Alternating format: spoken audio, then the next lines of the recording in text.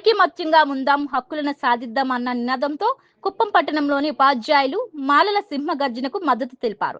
స్థానిక దళిత నాయకులతో కలిసి పట్టణంలోని డాక్టర్ బిఆర్ అంబేద్కర్ విగ్రహం వద్దకు చేరుకుని అంబేద్కర్ విగ్రహానికి పూలమాలలు వేసి నివాళులు అర్పించారు. ఈ సందర్భంగా పలువురు ఉపాధ్యాయులు మాట్లాడుతూ ఎస్సీ వర్గీకరణ వల్ల కలిగే నష్టాలను వివరిస్తూ ఎస్సీ కమ్యూనిటీలోని ఉపకులాల ప్రజలు ఐక్యమత్యంగా ఉండాలని సూచించారు. అలాగే అత్యున్నత న్యాయస్థానం ఎస్సీ వర్గీకరణ విషయంలో ఇచ్చిన తీర్పుపై పునరాలోచన చేయాలని కోరారు.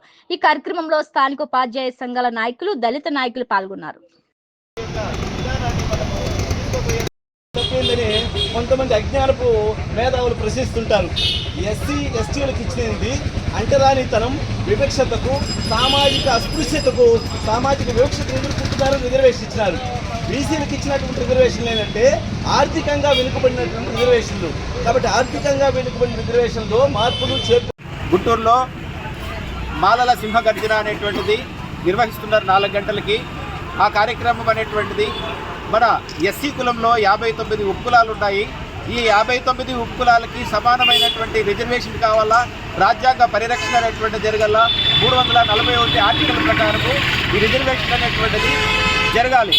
కానీ మన మధుకృష్ణ మాదిగ అనేటువంటి అతను ఏం చేస్తూ ఉన్నాడంటే 59 ఉపకులాలతో మాకు పని లేదు, మా మాదిగ సంఘానికి సంబంధించిన రిజర్వేషన్ మాత్రమే మాకు కేటాయించిందని ఆయన కింద స్థాయి నుంచి రాష్ట్రపతి దాకా, ప్రధానమంత్రి దాకా, సుప్రీంకోర్టు దాకా పోయి దొడ్డిదారిలో రిజర్వేషన్ కావాలంటూ ఉన్నారు.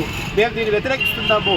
మా 59 ఉపకులాలకు సంబంధించినటువంటి రిజర్వేషన్ అమలు చేయాలని, ఈ రాజ్యాంగాన్ని పరిరక్షించాలని, దొడ్డిదారిలో రిజర్వేషన్ అనేటువంటిది చెల్లదని మేము ఈరోజు గుంటూరు సింహగర్జనకి సంఘీభావం తెలియజేస్తూ ఉన్నాము. ఈ కుప్పం నుంచి ఈ ఉద్యోగ, ఉపాధ్యాయ, కార్మికులు, దళిత సంఘాలు, ప్రజాప్రతినిధులు అందరూ కూడా ఈ యొక్క సంఘీభావాన్ని అనేటువంటి దాన్ని మేము తెలియజేస్తున్నాం సార్. జై భీమ్.